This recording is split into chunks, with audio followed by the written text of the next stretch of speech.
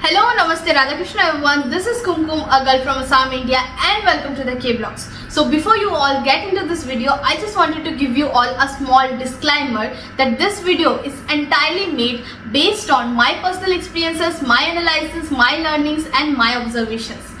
जैसे कि मैंने अपने फर्स्ट ब्लॉग में आप सभी के साथ ये शेयर किया था that I am a power lifter, मैं पावर लिफ्टिंग कर रही हूँ and I am a complete beginner in the field of power lifting. I am not a certified coach and I might get things wrong as I am learning so far and just sharing my journey with you all. So basically what is powerlifting? Powerlifting is basically based on 3 compound lifts, that is S, B and T.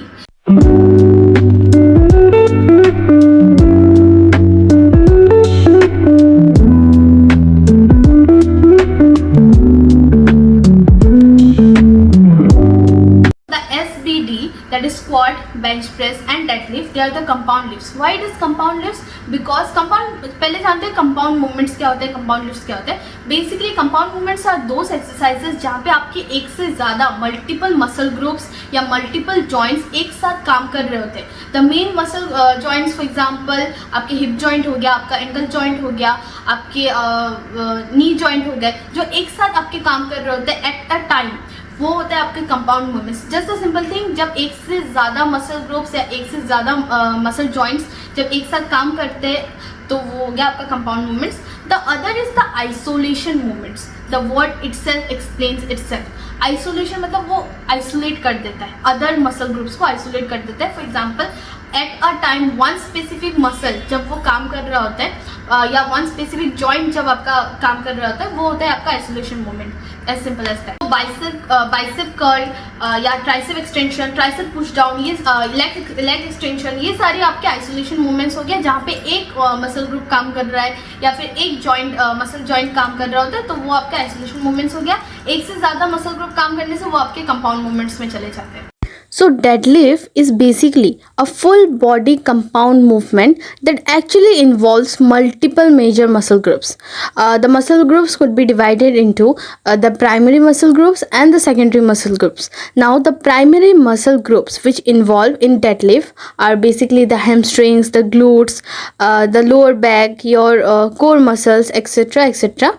The secondary muscle groups, for example the quads, the lats and the grip muscles, और इसी के साथ आपके जो multiple muscle joints होते हैं they also get involved in deadlifts. For example the hip joint, the knee joint, the ankle joint, the shoulder joint, the wrist and the elbow joint एक साथ engaged हो जाते हैं. So ultimately the thing is that when all the multiple muscle groups and multiple muscle joints they work all together actively, जब वो सारे engaged होके एक साथ काम करते हैं, बेहतर तरीके से काम करते हैं तो आपका जो ओवरऑल कंपाउंड लिफ्ट्स का जो एक्सरसाइजेज होते हैं वो काफ़ी बेहतर तरीके से जाते हैं. For example you feel like more power, better stability होता है, बेटर कंट्रोल होता है, then you feel injury free moves and greater efficiency and सारे लिफ्ट्स काफ़ी स्मूथली जाते हैं. Explaining compound movements and isolation movements all of a sudden is a simple thing. आपने मेरा लास्ट वीडियो देखा होगा जिसमें मैंने स्क्वाट फेल किया था.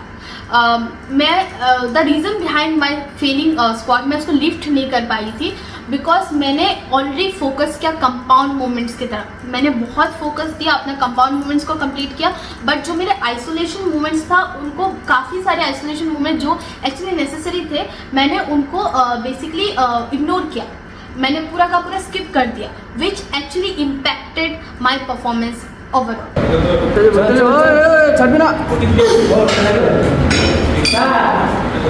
तो बेसिकली मैं क्या कर रही थी, जो मेरा डेडलिफ्ट सेशन था उसको कंप्लीट कर रही थी अच्छे से एंड मेरा स्क्वाट सेशन कंप्लीट कर रही थी, मेरे बेंच प्रेस सेशन कंप्लीट कर रही थी. लेकिन आफ्टर ऑल जो एक्सेसरीज होते हैं, अदर एक्सेसरीज फॉर एग्जांपल मैंने ट्राइसेप एक्सटेंशन बहुत सारे दिन स्किप कर दिया, पूरा का पूरा स्किप कर दिया. मेरे हैमस्ट्रिंग कर्ल्स पता नहीं कब लास्ट टाइम मारा था, I just skip it all क्योंकि मुझे लगता था कि टाइम नहीं होता था, बिकॉज दूसरा एक्सरसाइजेस करने में टाइम नहीं होता था. एंड देन मैं जस्ट कंपाउंड मूवमेंट्स करके जो मेरा आइसोलेशन मूवमेंट्स था उनको मैं छोड़ के मतलब भाग जाती थी. बेसिकली वही चीज़ है कि मैं नहीं करती थी, जस्ट टोटल स्किप कर, क्योंकि मुझे लगता था इतना ज़रूरी नहीं था.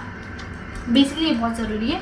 Just don't do that mistake which I have done. Squat जब आप मारते हो आपके एंकल का जॉइंट काम कर रहा होता है, आपका हिप जॉइंट काम कर रहा होता है, आपका नी जॉइंट काम कर रहा होता है एंड अदर ऑल्सो बहुत सारे मसल्स इन्वॉल्व रहते हैं, ठीक है। जब मैं ट्राइसेप पुश डाउन स्किप कर जो अपर बॉडी का जो बेसिकली मूवमेंट्स होता है, जो आइसोलेशन मूवमेंट्स होता है, फॉर एग्जाम्पल आपका हैमस्ट्रिंग कर्ल हो गया, this is not hamstring curl.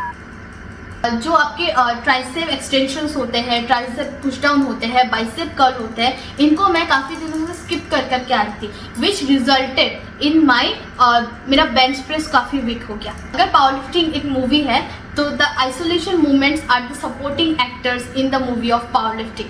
तो जैसे ही कंपाउंड मूवमेंट जितने इंपॉर्टेंट है उतने ही आपके आइसोलेशन मूवमेंट्स भी इंपॉर्टेंट होता है, क्योंकि आइसोलेशन मूवमेंट्स एक बेसिकली हेल्प प्रोवाइड करता है। आपकी कंपाउंड मूवमेंट्स को और बेहतर करने के लिए आइसोलेशन मूवमेंट्स काफ़ी ज़रूरी होता है। Please don't skip your isolation movements as well.